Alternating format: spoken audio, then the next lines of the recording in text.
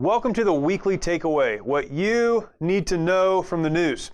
And every week I do my best to help you get beneath the headlines and figure out what's actually going on. We are living in the craziest news cycle of all time. I can't verify that, of course, but it feels like it's the craziest news cycle of all time. There is so much going on. It's being pushed at us all of the time, and yet there are some great stories that we're missing.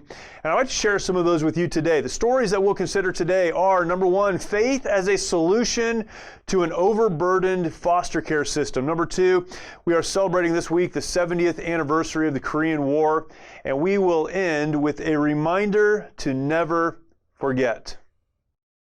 Jumping into our first story today, from the Christian Post, we have an article entitled, "Trump Signs Executive Order to Strengthen Foster Care, Bolster Faith-Based Partnerships." What a great article, and this is a great story, and I'll tell you why. Because there's so much craziness going on in our world. We forget that there are other segments of our society that are struggling, that are looking for hope, that often are without hope, and this is a wonderful attempt to provide hope in a very, very difficult time. I want to read some of this article to you and point out some things along the way. President Donald Trump signed an executive order seeking to strengthen the nation's foster care system, which calls on states and cities to work with faith-based and other charities at a time when organizations that uphold traditional views of marriage are facing increasing hostility from Democratic lawmakers and left-leaning groups. And again, I applaud the president for doing this.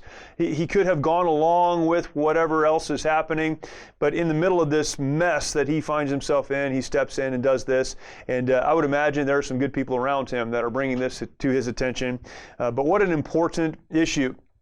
Trump's order signed Wednesday highlights several areas of concern where the president is calling for more research and improvement by federal and state agencies, such as the need to bolster robust partnerships, that's in quotes, between community organizations, improve access to resources for caregivers, and improve federal oversight on welfare requirements. Here's some statistics.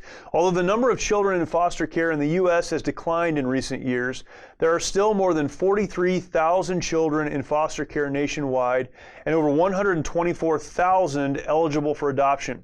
The president stressed that too many children in the foster care system have to wait years before finding a permanent family. And this goes on to talk about the number of folks in foster care and the many struggles they have.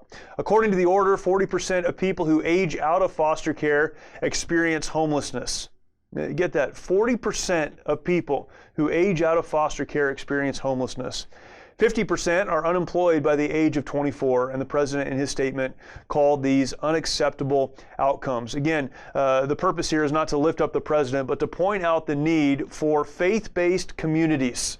That is churches, that is organizations, it's nonprofits, partnering together with the systems that work in the government to provide help and care to those who are most vulnerable. I do my best when I read a story to ask the question, what's the big takeaway?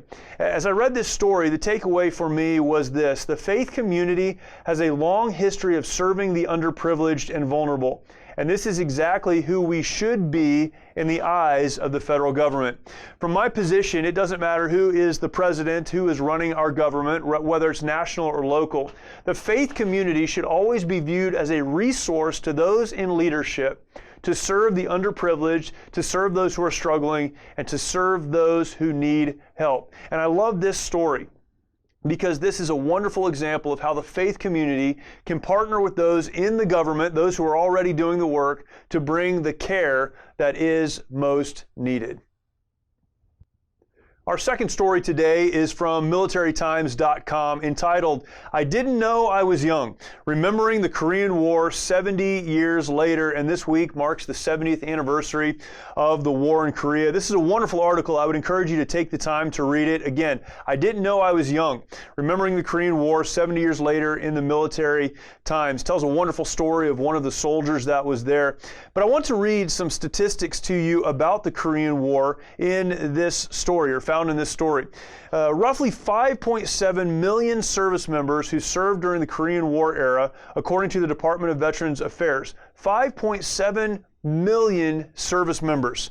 The conflict took the lives of approximately 36,574 Americans, either wounded another 103,284. before the armistice was signed on July 27, 1953. The Korean War has been dubbed the Forgotten War, but is very much remembered by the Korean War Memorial Foundation, which is holding an online ceremony dedicated to the lasting alliance between the U.S. and South Korea. So much more in this article that I won't read to you, but again, I believe the takeaway is this: at moments like the ones that we're experiencing in our own American history right now, a time when many of the monuments of the past are being taken away, when many people are re-examining who we are historically as a nation, we need to fight to remember the men and women who have given their lives, to remember men and women who have lived through events like the Korean War, to defend the freedom that we have to even question our own past. America is an interesting country, to be sure, and our freedoms are held together in some very interesting ways. And we see, even right now, the two sides of this. We see how it's possible to question the freedom that you have because those who have gone before us provided the freedom to do the questioning. I'm thankful that we live in the country that we do. I'm thankful that sometimes these two sides come into conflict with one another. That's who we are, and I'm grateful for it. But may we never forget that we need to fight every day to remember who we are, remember where we came from, and to celebrate the men and women who made this country possible. The final story I want to bring to you today is from the Marine Corps Times, and the title of the story is this: America Lost a Son and Patriot.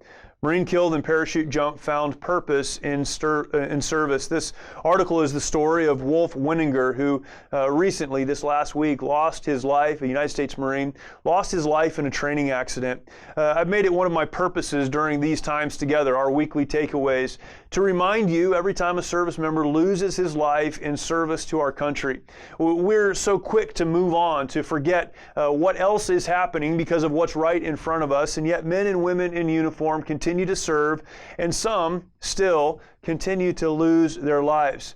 It's easy for us, though, when we see a story like this, a story with a title like this one about a young man like this, to see him only as a service member, to see someone in a uniform and to think about what they do in service and then to move on with our lives. I appreciate the title of this article.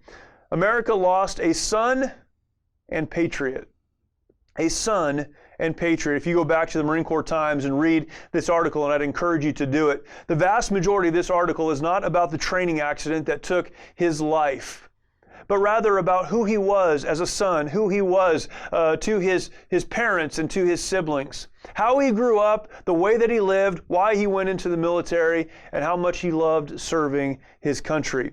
I believe that every time we lose a service member, someone like Wolf Winninger, we need to remember not only what they did, but who they are. We need to understand that the freedom we enjoy as Americans comes at the cost of American lives, of young men and women often who were raised in a home that taught them, as was the case here, to appreciate, to value the liberty that they have, and to find a purpose in service to others. May we never forget.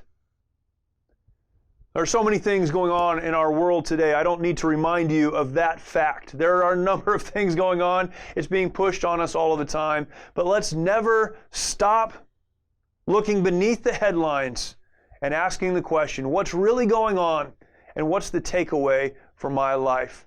Look forward to talking to you next time. Have a great weekend.